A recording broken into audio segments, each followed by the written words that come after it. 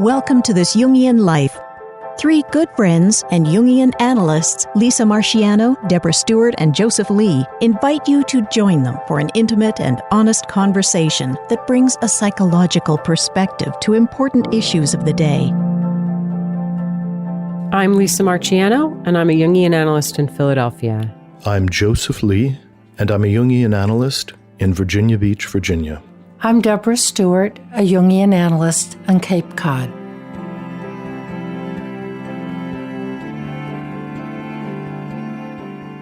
Today, Deb and I are going to talk about the parable of the prodigal son. Lisa is away from the podcast today. She's involved in a separate family project, and we will have her with us next week. So let's begin by just hearing the story of the prodigal son. So here it is, and it is from the Gospel of Luke, and I'm going to be reading from the New Revised Standard Version of the Bible. Then Jesus said, "There was a man who had 2 sons. The younger of them said to his father, 'Father, give me the share of the property that will belong to me.' So he divided his property between them. A few days later, the younger son gathered all he had and traveled to a distant country, and there he squandered his property in dissolute living. When he had spent everything, a severe famine took place throughout the country, and he began to be in need. So he went and hired himself out to one of the citizens of that country, who sent him to the fields to feed the pigs. He would gladly have filled himself with the pods that the pigs were eating, and no one gave him anything.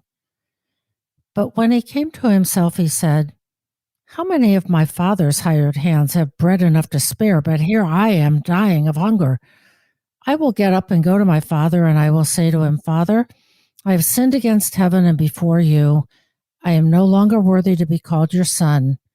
Treat me like one of your hired hands.' So he sent off and went to his father. But while he was still far off, his father saw him and was filled with compassion. He ran out and put his arms around him and kissed him. Then the son said to him, 'Father, I have sinned against heaven and before you. I am no longer worthy to be called your son.' But the father said to his slaves, 'Quickly, bring out a robe, the best one, and put it on him. Put a ring on his finger and sandals on his feet, and get the fatted calf and kill it, and let us eat and celebrate. For this son of mine was dead and is alive again. He was lost and is found.' And they began to celebrate. Now his elder son was in the field, and when he came and approached the house, he heard music and dancing.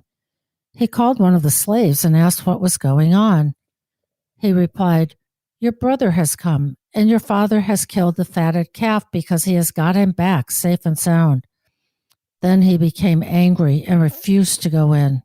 His father came out and began to plead with him, but he answered his father, 'Listen, for all these years I have been working like a slave for you, and I have never disobeyed your command, yet you have never given me even a young goat so that I might celebrate with my friends. But when this son of yours came back, who has devoured your property with prostitutes, you killed the fatted calf for him.' Then the father said to him, 'Son, you are always with me, and all that is mine is yours. But we had to celebrate and rejoice, because this brother of yours was dead and has come to life.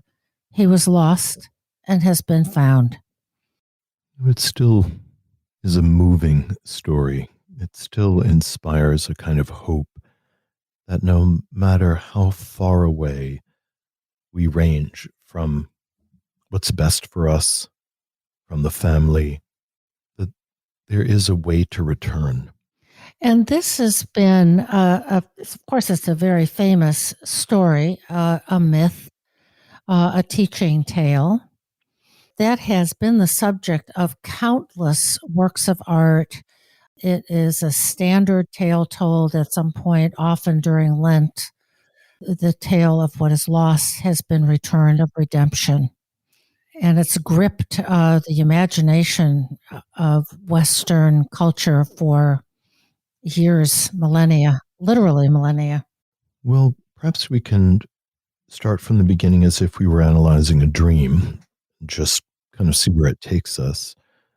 The first thing I just want to circle around is that Jesus is the one who is telling the story.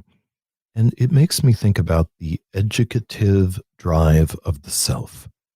That we can imagine Jesus, any of the other great mythopoetic teachers, Buddha, Krishna, I think represent that aspect of the self that is driven to mature the ego, even at the risk of suffering.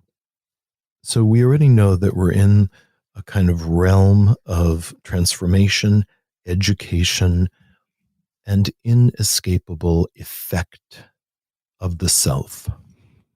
And so the drama unfolds as often we are compelled by the self into certain scripts of our lives that have as their intention a process of maturing us.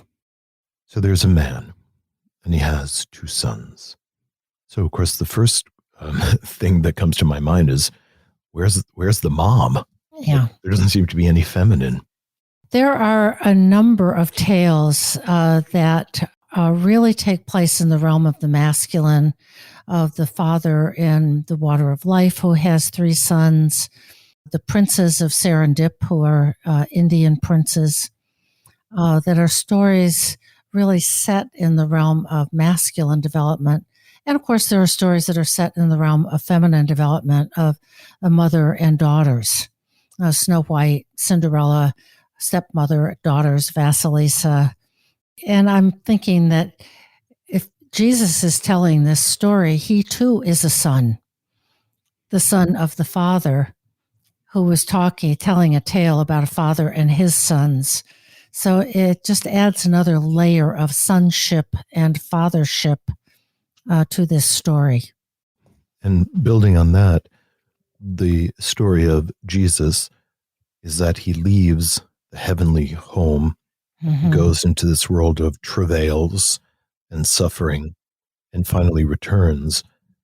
And so the parable itself seems to be an echo of the larger story of Christ. The descent into matter and the descent into suffering. You know, as this prodigal son descends into sort of the worst of all kinds of squalor, not only does he squander the money, but as soon as he gets to whatever this magic land is that he wants to visit, a severe famine took place throughout that country. So there is an image of collective and metaphorical starvation. He consorts with prostitutes, and he finally is relegated to having to take care of somebody's pigs, which would have been anathema to a Jewish man. So the prodigal son really is an image of, kind of how low can you go? Well, pretty low. And yet it's in the pigs and with the pigs that something changes inside of him. That in the same way that Christ is born in a manger, that he's also born in a barnyard. So light emerges in the world of the beasts in the barnyard, and this light of realization is born in the prodigal son as he too is in the world of the animals and the beasts and the instinctive world. So here we really have such vivid images of shadow, of the barnyard, the lowly, the outsider out in the pigsty or outside the hotel in a manger. And it's a mythic theme, and I think a psychological truth that the new awakening, the new thing is born from shadow. It comes from the lowliest parts of psyche. The trope image here, of course, is the lotus blooming in the mud or turning lead into gold. I moved to, I know we're all excited with our associations to this, but just starting at the beginning again, there was a man who had 2 sons. So we have 3 men here. And then the younger son says, give me my share of the property that will belong to me. So the first thing that comes to mind is that in the ancient world, the eldest son almost always inherited everything. So this would have really caught people's attention as strange and unusually equitable. I mean, this is a father who's willing to take care of all of his children. In the ancient world, the eldest son would get everything, and the younger sons would just continue to work like serfs for the family and maybe have enough to just support a family. But they didn't inherit anything. So there's something unusual about this father and his generosity, even at the beginning. I think that's such a good point. And it was to preserve wealth, because if you kept dividing up your property amongst all your sons, let alone your daughters, pretty soon everybody would just have had, a little patch of land. So you're right. It's very unusual. And what is also unusual is not only that the father will give him an inheritance, but he will let his younger son do this thing that is patently foolish, immature, short-sighted, etc. The son doesn't say, hey, I'm going to go off to business school and get an MBA so that I can run a hedge fund firm. He just wants to go off and have immediate gratifications, pleasures, adventures.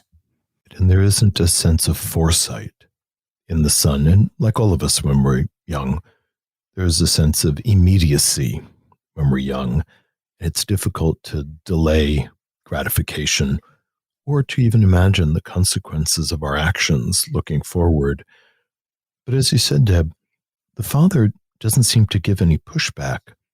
He's willing or even supportive of this journey into the world that the young son wants to have. And I think this says something about the self, that even though every human being has this archetype or this nodal point of wholeness, of spiritual dynamism, that we are still left to make our own decisions, that the ego is not being controlled or manipulated, is not the puppet of the self, and is still able to work against the interests of the self. And it's up to us to recognize when the time is right, where we need to reach to for guidance and restoration. And often that doesn't happen unless we have suffered. So there's a certain intelligence in letting the ego move into its own interests until it finds that it has suffered enough so that it volunteers to turn inward, to turn to the center. I'm very much thinking of this younger son also venturing out beyond the boundaries and all the mistakes that he obviously makes, and yet he was willing to embark on the hero's journey, even though he really wasn't very heroic. But he did experience a lot of his instinctual energies and was unafraid to, we might say, integrate sensual pleasures into his life, whereas the father and the older son stay home and do all these sort of ego-appropriate, logos-oriented, kinds of proper persona-dictated things to do. So there is a compensation that our friend, the prodigal son, is offering, even in his descent into prostitution and what the story says is dissolute living. Well, it makes me think about the reality that we have to transgress in order to grow. And if we think about just the Garden of Eden as another metaphor, that if we stay compliant with the system we are born into, that we are unlikely to find what is unique and individual about ourselves, that we have to separate from the system of the father, the culture, the family rules, in order to know who we are as individual beings. And that goes to what you were saying, Deb, about the need for this young, dynamic figure inside of the psyche to have to find out what life is about, including the life of the senses. Yeah. Well, I'm back on what you said because I think it's right on, and I want to highlight it, which is we have to transgress. And many a story includes transgression. I'm thinking of Jack and the Beanstalk, for example, where, foolish Jack trades the cow for a handful of beans, and yet it yields all kinds of dividends. And that it's ironic, paradoxical might be a better word, that transgression is often the impetus for growth. And that is what gets this story rolling. If the younger son didn't transgress, then they would just all have lived on the farm and done what they always did, the way they always did it. And the two sons would have been living the father's life, yes, iteratively. So he leaves. The father gives him half of the inheritance. He goes off. He spends it on these sensuous experiences. And when he has spent everything, a severe famine took place. I find that really interesting as well, that there's a certain kind of synchronistic component in the story, that as the boy's resources dry up, the entire landscape of resources also dries up. So the ego's experience and the atmosphere of the psyche both reflect each other, which can happen in dreams often. For instance, if somebody is particularly upset, it may be that they find themselves in a storm in the dream environment. And there is this interplay between the environment and the individual experience. So this famine, this exhaustion of resource is happening everywhere. And it's such an image of what happens to the ego that, our prodigal son had spent everything. The ego was exhausted. The ego's out of resources. And it's imaged as a famine everywhere in the whole psychic system throughout the land. There's nothing left. And he was in need of something that was going to have to come from somewhere else other than ego. And isn't that what happens to us, that eventually we run out of ego resources and have to turn to something else in the psyche? Absolutely.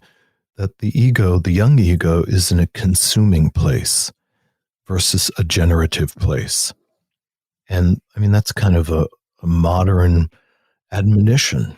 I mean, as Americans particularly, we have developed a consumer culture.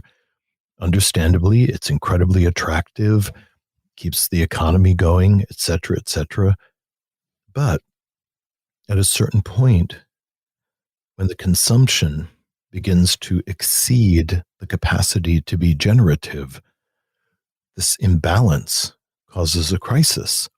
And even right now, is with this geopolitical tumult that we're in, there's this re-examination of whether or not America has maintained enough manufacturing plants.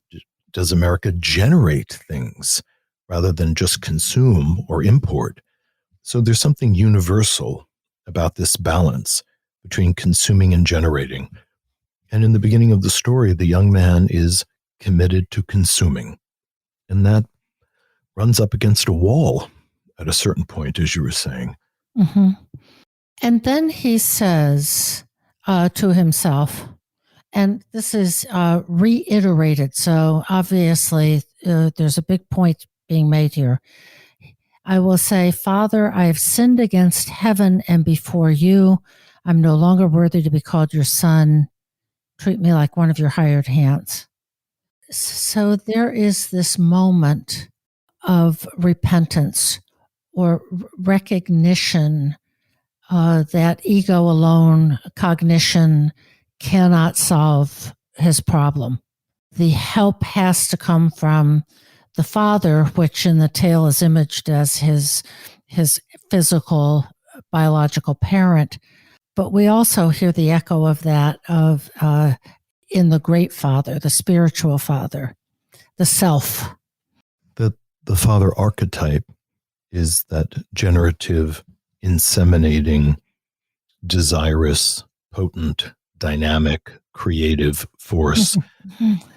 And that the boy doesn't really have access to that when he is overly attached to his boyishness, to the puer. And he realizes, having fallen into bad circumstances, fallen into suffering, that he needs to go back to this central image of the masculine. He has to go back to the father to realize that he is lacking something, and that even though he had prematurely launched into the world, he had not learned how to be generative.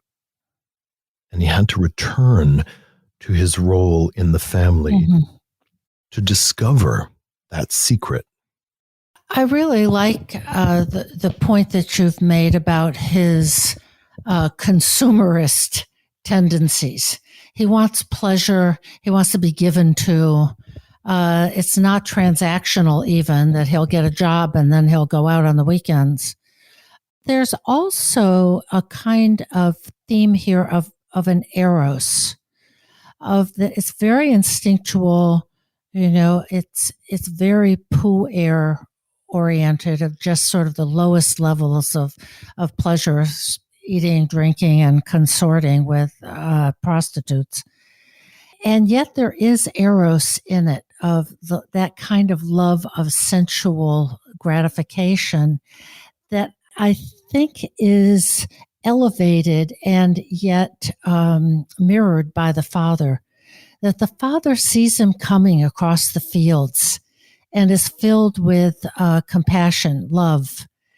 And then what does the father do? He offers him a celebration. So let's party. Let's kill the fatted calf, wear a good robe, have a ring. There's an integration perhaps that is needed in the home and in the home of the father, of a better and more worthy kind of eros that includes the pleasure of a celebration.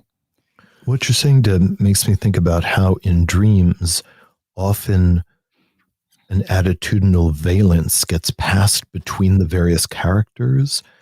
So the son leaves and he saturates himself in the sensuous world. And when he comes back into the orbit of the father, that celebratory sensuousness moves from the son into the father. And then the father also throws a party, kills the fatted calf. So I think you're quite right that something left the psyche, or something left the self, and then brought back a value into the larger system, which then allowed this kind of sensuous celebration to happen. Because the older son at the end of the parable says, I've never seen a party. I've never received even a goat. It's like, you have never put on a party hat anywhere in my life. But all of a sudden, this kid shows up and, all bets are off and there's a big party in the making. But if we think about that in terms of just an individual psyche, yes, we do have to leave and return with a value and an attitude that simply was not active in the psyche beforehand. So both sensual pleasure and eros itself are elevated. And we do see that often in dreams. That a dream will start out of, I was on a back alley somewhere and there was, all this kind of thing. And then the next image will be a little different, a little more elevated, show a little more integration. And we're always looking for those images that get doubled or even tripled in dreams. And that's what we have here is instinctual, erotic forms of eros in our prodigal son, elevated to an integration with the compassion of the father and the return home. And in the next stage of the story, we have envy coming in, envy between brothers. Now, this doesn't become as murderous as Cain and Abel, but this is another really ancient paradigm that even within a single psychic structure, there can be a kind of envious conflict between different inner figures or between different parts of ourselves, that the dutiful value system inside of us can become very hostile towards the young exploratory aspect or impulse inside of us. And then it can be a tension that could lock us up and prevent us from moving forward. Luckily, the father principle intercedes and decides that he is in favor of integrating the puer, integrating this sensuous component into the psychic atmosphere. But it's not clear how that's going to play out once the older brother starts bringing that envy in. I'm wondering if we might image this, albeit perhaps a little concretely, as the older son representing ego, logos, and maybe also persona, and the younger son as an image of the shadow, with all of its sort of consumerist, instinctual, unbounded kinds of energies for just pleasure. That, of course, those two parts of many of our psyches have to kind of duke it out with one another, and that there is envy. You went and blew the whole fortune. You had a great time. That this is the unconscious, as just a sort of unconstrained part, versus the ego that likes to think it's in charge. I think my way through things. I do things in an orderly way. I eat right. I'm have a good work ethic. And who the heck are you to come barging in to my well-ordered world, thinking that you deserve a celebration? It reminds me, if we bring in another amplification of the tension between Apollo and Dionysus, who were both brothers in that Greco-Roman world. And Dionysus was certainly the god of parties and drinking and cavorting. And Apollo was very orderly, very structured, very beautiful, but very temperate and very purposeful. And so that dance of tension between the two dynamics in the human soul are kind of playing out here as well. But I'm struck by the fact that the elder son was in the field, and when he came and approached the house, he heard music and dancing. So what that means is they had the party and they didn't even invite him. He just left him out there in the field, which I'm sure added a certain amount of insult to injury there. No one even thought to go out and get him. Oh, that really goes right in. We can all imagine being in that circumstance. And then the father does say to him, but you are always with me and all that is mine is yours. And yet we didn't even think to call you in to come join the party. You are taken for granted. Or he's a party pooper. So he's, and as the father may have predicted, he is trying to throw a wet blanket on this celebration, by complaining that it shouldn't happen. I am really aware, too, that I think it's very human of us to notice when something different, something special happens, rather than what is, day in, day out that's going right. So day in, day out, the older son is working in the fields and the father is doing the same thing. But then the new thing appears on the horizon, the younger prodigal son. And that grabs the father's attention. And doesn't it grab all of our attention? of what we take for granted because everything is going just fine. And then something really takes hold of our notice of like, wow, look at that over there. Is that a hot air balloon? Oh, let's pull over and watch. So it's the anomaly that we are attracted to, not all of the things that are on, sort of automatic running right part of our program. That makes perfect sense. It's the strange thing. For instance, if we saw rainbows every single day, no one would probably gasp and say it's a rainbow. But the fact that they happen infrequently makes people kind of stop and stare and take notice and gasp. And so it does seem like the outlier, particularly a positive outlier, gets a lot of dynamic attention. And so the father sees the older son, announces the reason for this party. Your brother has come, and your father has killed the fatted calf because he's got him back safe and sound. And then the older son refuses to even go in. To me, that seems really significant. That the party is there. The older son, later in the parable, seems to say that he wishes that he was given some good stuff. Mm-hmm. But he is being invited. He could go in and have some good stuff in this moment, but his envy and his resentment actually interfere with his ability to join in on what's good, because it didn't happen in exactly the way he would have liked it to have happened. And I think about we can all just get caught up in that. Yeah.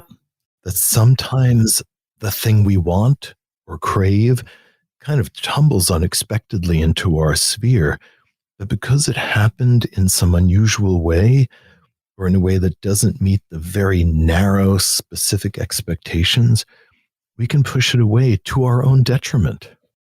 I'm thinking about what is relatively easy to integrate and what is difficult.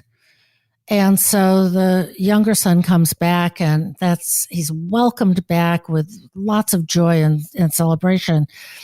However, the older son is not able to integrate the return of his younger brother. And in fact, the older son says to his father, when this son of yours came back.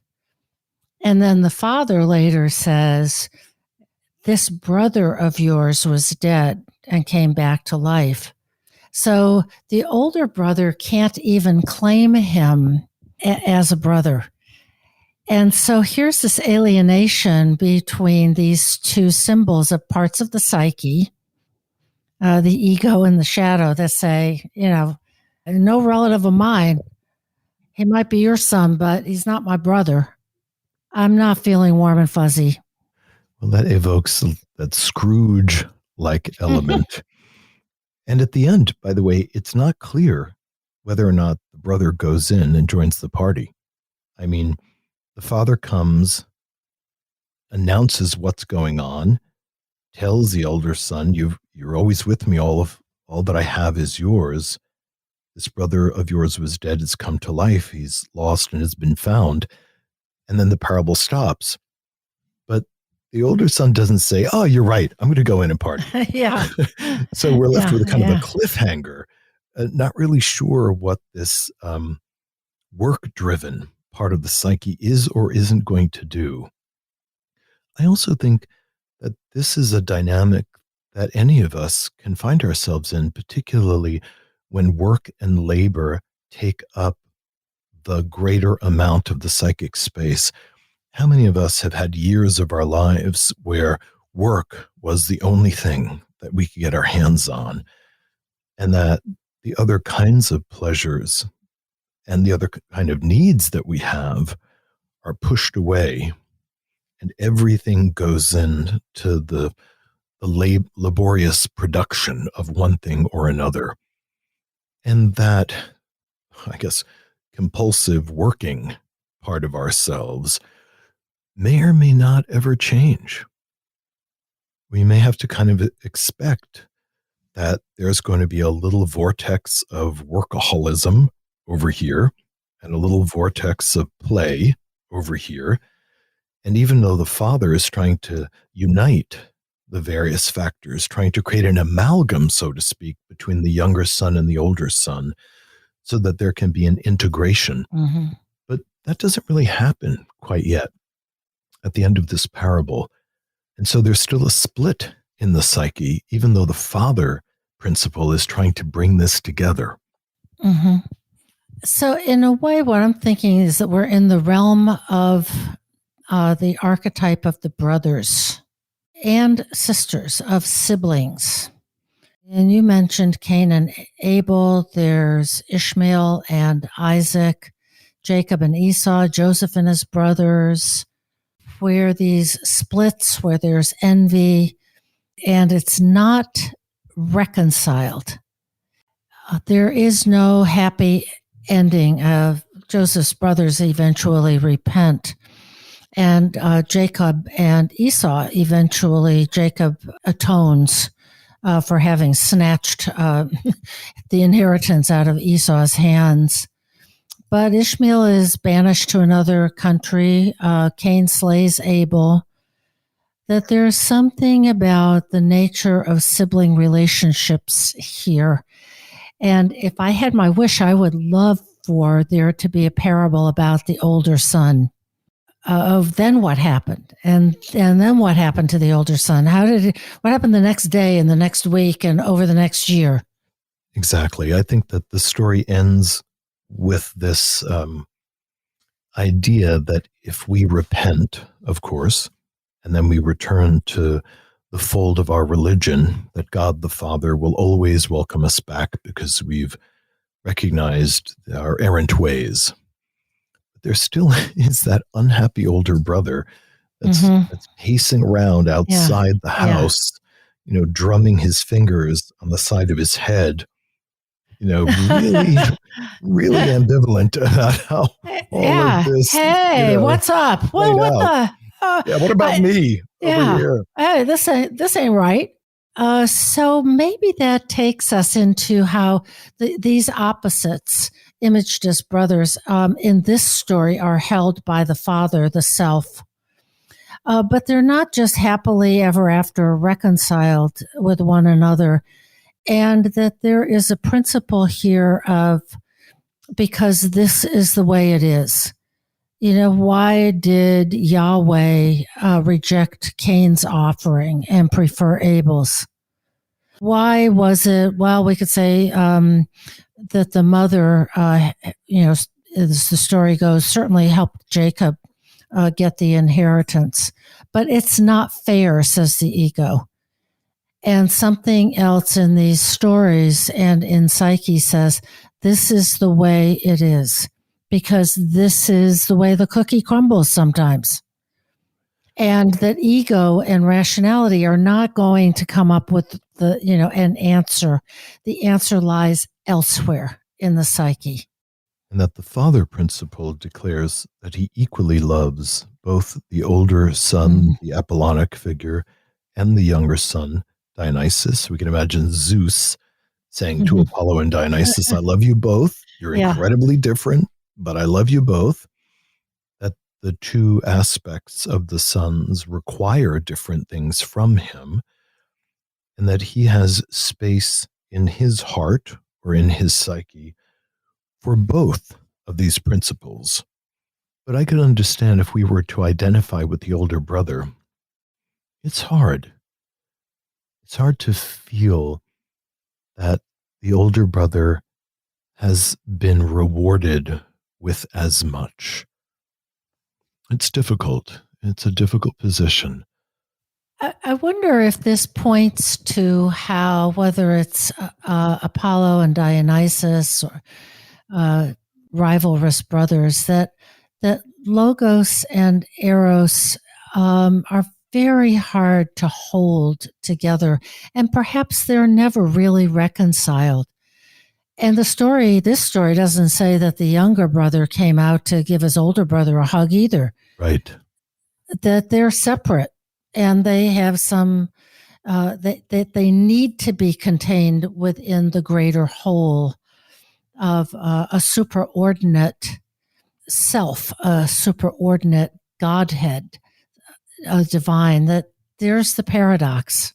That it takes that transcendent, Mm-hmm. enormous archetypal dynamic of the self to be able to hold the pairs of opposites and to understand that those opposites will always have a kind of tension, a kind of tight cord between them.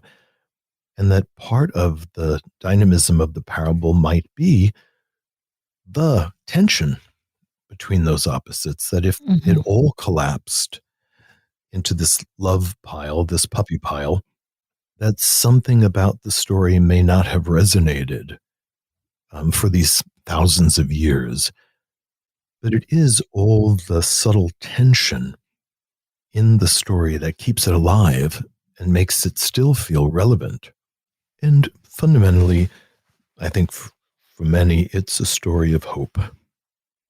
And it's a story where we can come back to what is central, what is generative, what is life affirming, no matter how far we have wandered.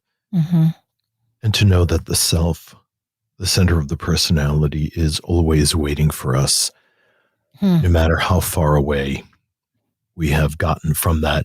And by that I mean no matter how inauthentic we've become, no matter how persona-based we've become, no matter how troubled or unwell we have become in one way or another, there is still somewhere in us this generative dynamism that is waiting to be reconnected to, and if we can, could possibly restore us no matter how far we have fallen. There is a larger whole that can contain all these opposites, and that the redemption, as you said, doesn't mean that everybody falls into a puppy pile. There are still these tensions, there are still these difficulties, and yet there is a container in the loving Father, and they're all, on one property. They share one house, within which the brothers can have their presumably ongoing rivalry.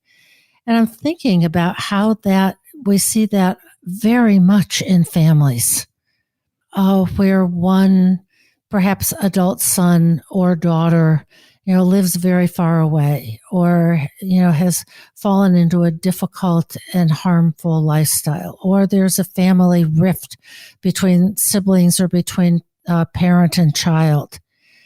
And how important it is, just in this country, certainly, for everyone to come together for Thanksgiving, for a bar mitzvah, for a wedding, for a funeral.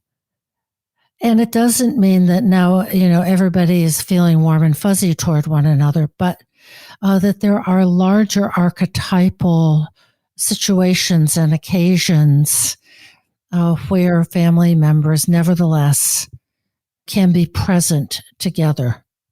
And then there is the analytic consulting room.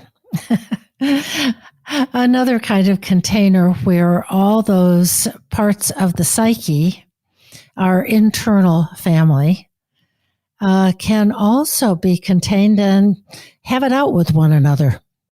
And that the tension in the parable never really gets out of hand. That the tension is mostly really emotional tension.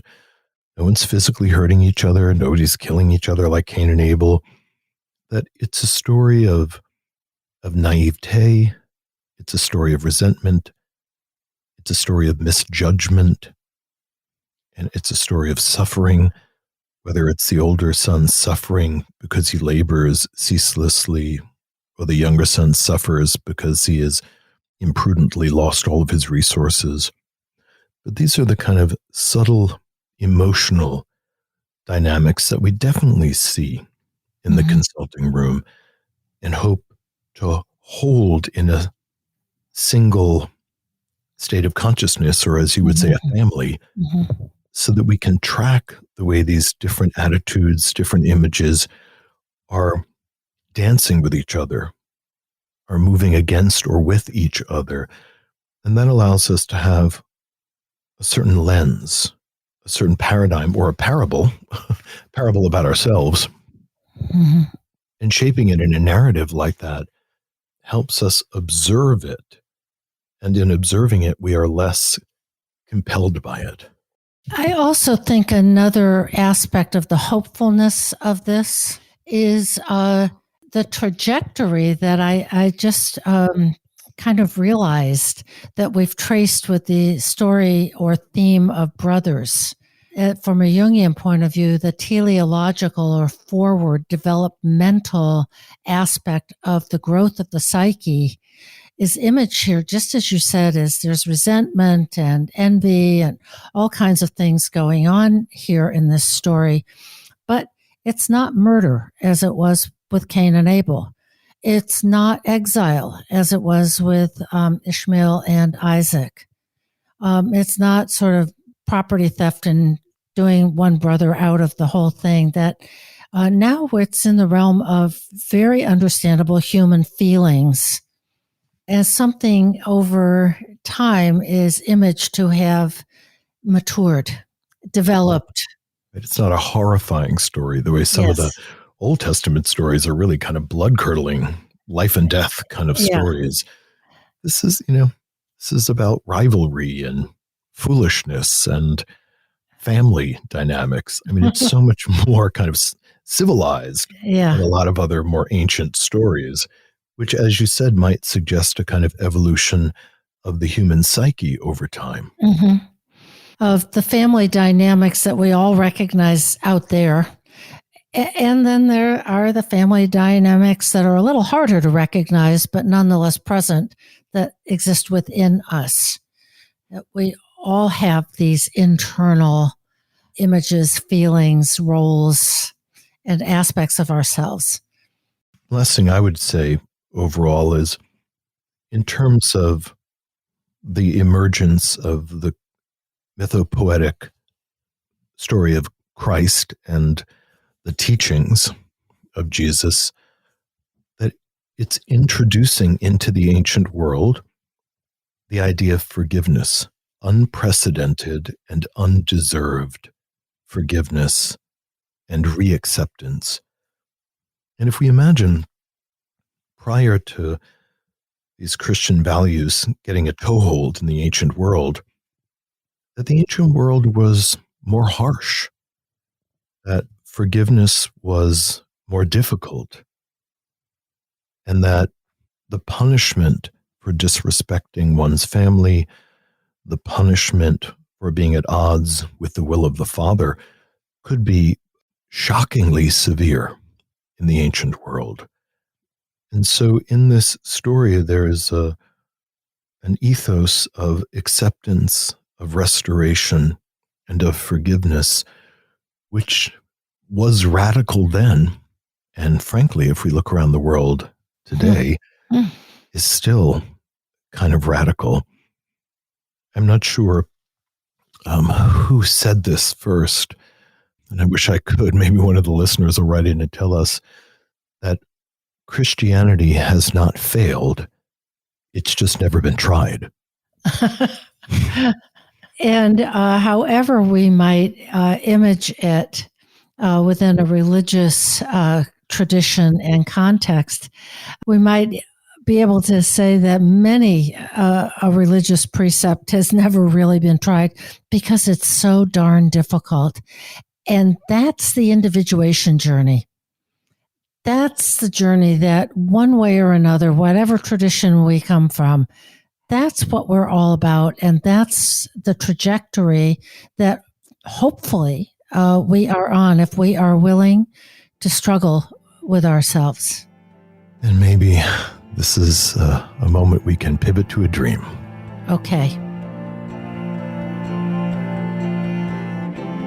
Did you know your dreams reveal the wisdom of your guiding self? Dreams connect us to the secret world within and remind us that we're never alone. we're always accompanied by our inner companion who offers healing, balance, insight, and guidance as we make key decisions. At 28, Charles felt lost and isolated. He had a dream that touched him deeply.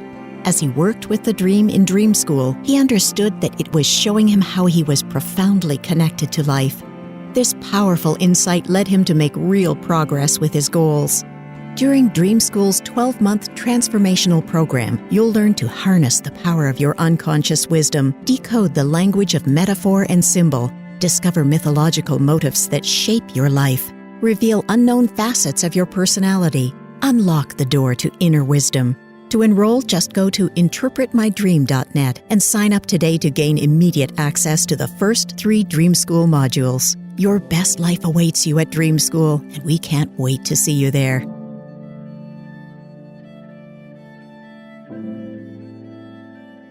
Our dreamer today is a 37-year-old male who works as a clinical social worker. And here is his dream. I am on the second platform of a 4-tiered structure leading from a dock on the river to the top of a cliff. There are ladders and obstacles connecting each of the platforms. I'm looking down at the water, which is raging and ebbing with monstrous waves.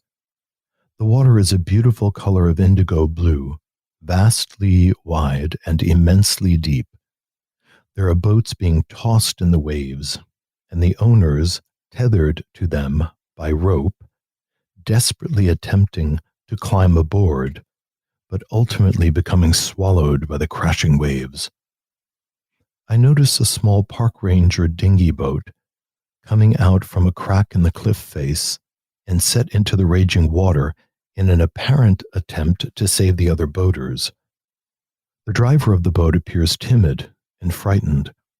I shout to a man next to me, "I used to have that job." The boat is immediately capsized.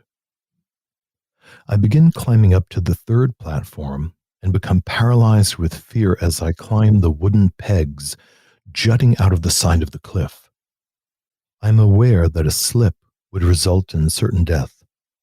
I realize that I have done this many times before and struggle before ultimately pulling myself up and over. A young Afghan boy comes after me, effortlessly scaling this obstacle and the next, reaching the top of the cliff. I realize that I was holding up a line of people. I think of the capsized park ranger and determine that I must go save him. I look into the water from on high and see his body curled in the fetal position, bobbing in the water. I am transported down and reach my hand in to gather him and perform CPR. I'm confused to find that all I pull out of the water is a long expired cartridge from a firework or rifle. I begin to climb up to the 2nd tier, and at the threshold there is a tangled web of rope that ensnares me. I'm panicking when I hear little voices from below. "Wear it like a dress." I ponder this for a second and then slip through the rope web as if putting a dress on, and am securely on the 2nd platform. I look below and see a dozen young girls aged about 5 years old, all wearing matching black and white dresses. I realize that I must help them and demonstrate the climbing technique. "Pretend you're a pirate," I shout to them, and demonstrate in an animated way the technique. They begin to climb, and I reach down, gathering them 2 at a time and pulling them to the 2nd platform. A bit of context he offers. I'm in a transitional period of my career and am exploring an opportunity working in the field of transpersonal psychology. I have been very concerned over the past year with the state of humanity and the environment. I feel an impending sense of doom about where we are headed. I am in a constant negotiation between these overwhelming feelings of dread and focusing on what I can do to stay focused on my individual life to make change. His main feelings in the dream were anxiety, fear, perseverance, courage, and wonder. And he adds, I'm a practicing therapist. I actually used to work as a park ranger and have spent 6 years in the military, where I deployed to Afghanistan in the early 2000s. For me, this dream, first of all, evokes such a vivid visual image of the cliff face, this four-tiered structure on the cliff face, at least in my imagination. There's a dock, there's a river, ladders and obstacles. So it's almost like a scaffolding is in my fantasy that would provide a path up from the river way up to the top of the cliff face. And the struggle of the dream ego to navigate the above and below. The fearsome waters raging below that are dangerous, and the difficulty of the climb up. And it's interesting that it's a four-tiered structure, which is, four in Jungian theory is very significant. And most of the time, our dreamer is on the second platform. I resonate with that image of the scaffolding. I'm also just thinking about all kinds of video games that involve this ascent up a wall or a cliff, and you have to run across a platform and then climb, and things are falling on you, and you have to navigate all of these obstacles to kind of win and get to the top. And it does have that kind of iterative process in the dream. Chutes and ladders. Chutes and ladders. So he's safe on the second platform. And from that relative distance, he's not at the top of the cliff, he's just halfway up. Mm-hmm. He sees monstrous waves in a river. And at the same time, it's beautiful and immensely deep.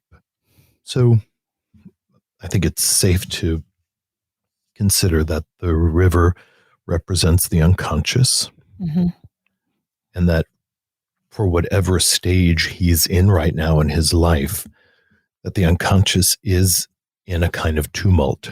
There's a lot of energy in the unconscious. If we think of it as a river, unlike an ocean, it's interesting because it is going somewhere. Exactly. And there's a hint about the opposites here.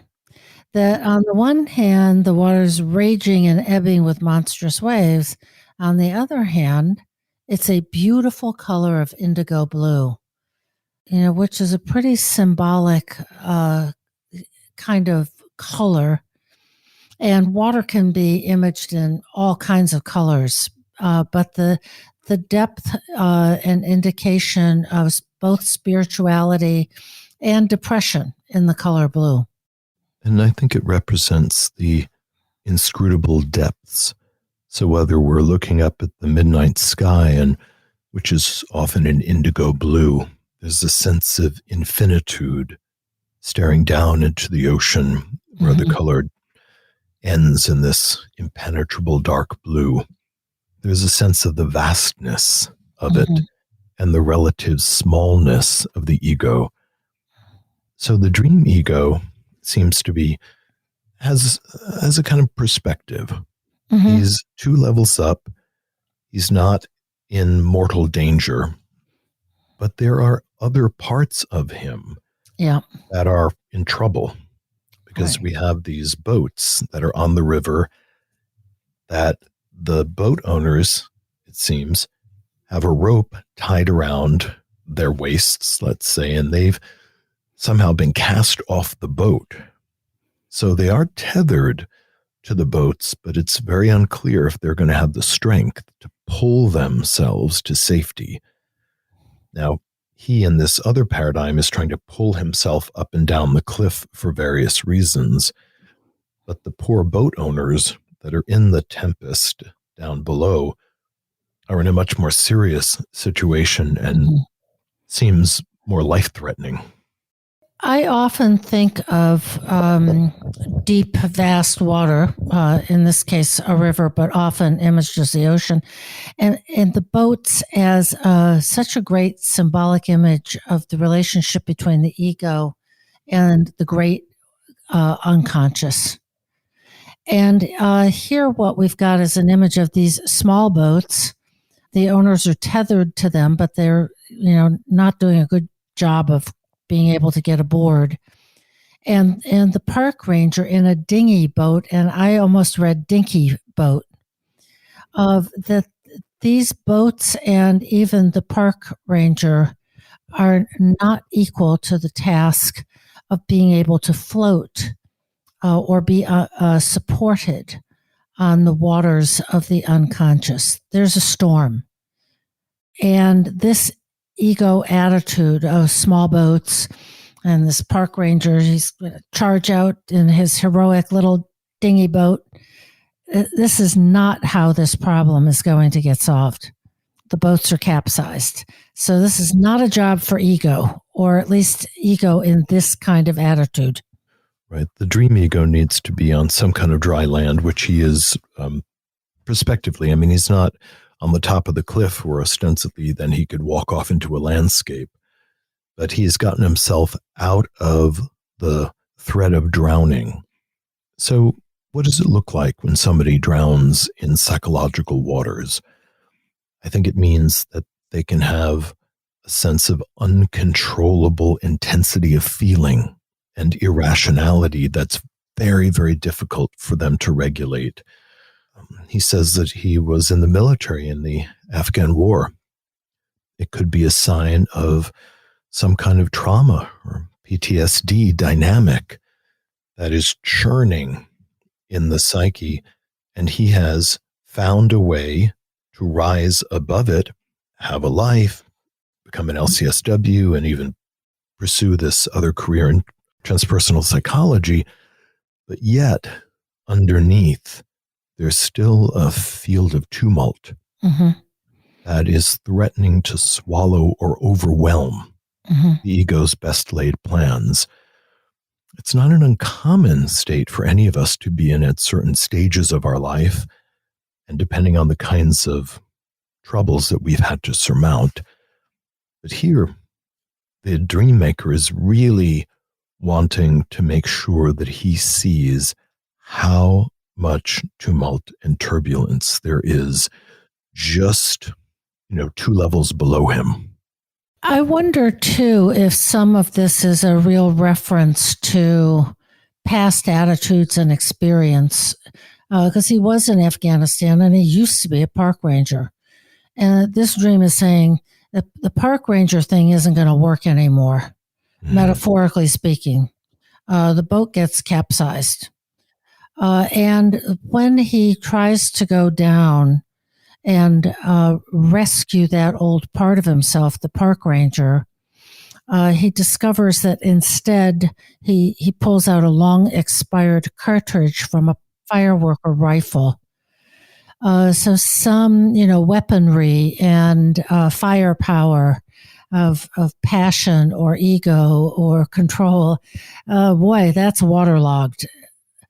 That attitude isn't going to serve him either. Right. So if we think about the heroic attitude that might have served him when he was younger or in another stage of his life, where he could paddle himself out into this incredible tumult and perhaps maybe be helpful, maybe rescue someone, rescue himself.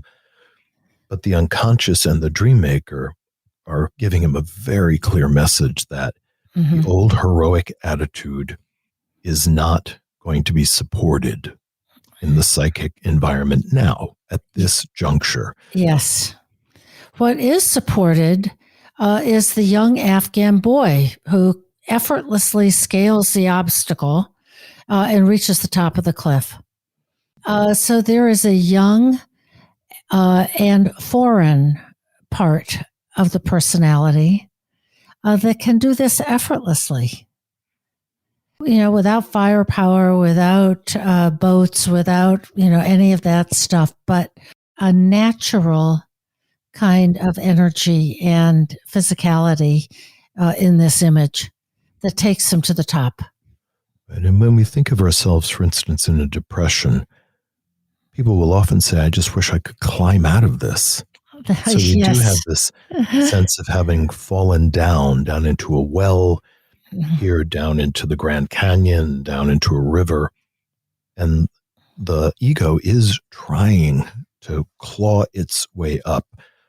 So you're quite right that the young Afghan boy, this dynamic puer, this new potential in him, right, is able to kind of really take care of himself and master this process of getting out of the distress, the depression, the tumult, which is very encouraging.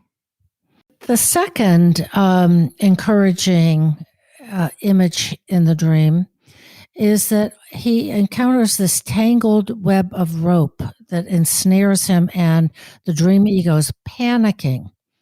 And he hears voices from below, wear it like a dress. And then he slips through the rope web as if putting on a dress and is securely on the second platform. So here's another image of don't fight it. Don't get in the boat and try to be the heroic rescuer. Don't, kind of claw your way up to the top. Don't fight it, join it. Wear it like a dress. It's a voice of the feminine. I'm kind of imagining that this man, having been in the military and then a park ranger, that these are typically masculine dynamics, or masculine consciousness is supported in these kind of heroic and warrior rescuing kind of dynamisms. And so here at 37, and he's approaching midlife, he's in a psychological conundrum, and it's difficult to see how he's going to get out, and relying on his old masculine heroic dynamism isn't working very well. But the little voices from below are these 5-year-old girls who are just giving him this advice about the feminine, that instead of fighting one's way to the top, they give him advice to just relax and slip through something. You don't have to fight it. Just slip through it. Yeah. And he's in a place where he's been humbled enough that he's willing to take their advice. Mm-hmm. And that seems like a pivotal moment. Yeah. It's lovely, this entrance of the feminine, these a dozen young girls about 5 years old, all wearing matching black and white dresses. And then as they help him and tell him how to wear this web of rope like a dress, he realizes that he has to help them up. And he demonstrates the climbing technique and shouts, "Pretend you're a pirate," and demonstrates, play acts this technique. So it's a really lovely image of his masculine, be a pirate, come on, play. You guys adopt some of this traditional masculine attitude, just as the dream ego is willing to adopt a feminine attitude of wear it like a dress. It's a lovely image of collaboration and friendliness. And often in fairy tales, the hero will be stuck in an unworkable situation in some little thing, little voice. Mm-hmm. Maybe it's a bird or an ant, or some little voice will come forward and offer the pivotal advice. Mm-hmm. And if the hero is attuned enough, he will take that seriously. And of course he does here. I also love that the 12 girls are wearing matching black and white dresses.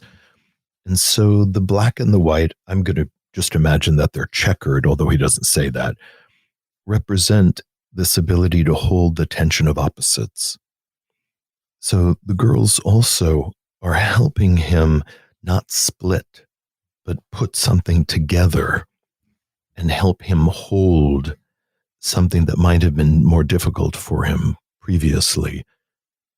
He also does have access to a bit of heroic energy, although it's more effective, because he can kind of reach down and gather two of these little girls at a time and bring them to safety on the platform, which is a rather life-saving thing. He might have done a behavior like that in the military or even as a park ranger.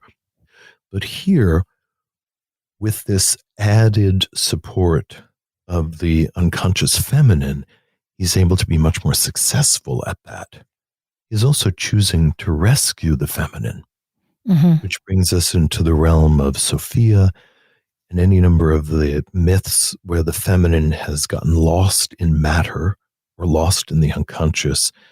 And it is the goal of the alchemist or the aspirant to find that soul that has been lost below and to bring it back to consciousness, to prize it, to see its value, and to prioritize it.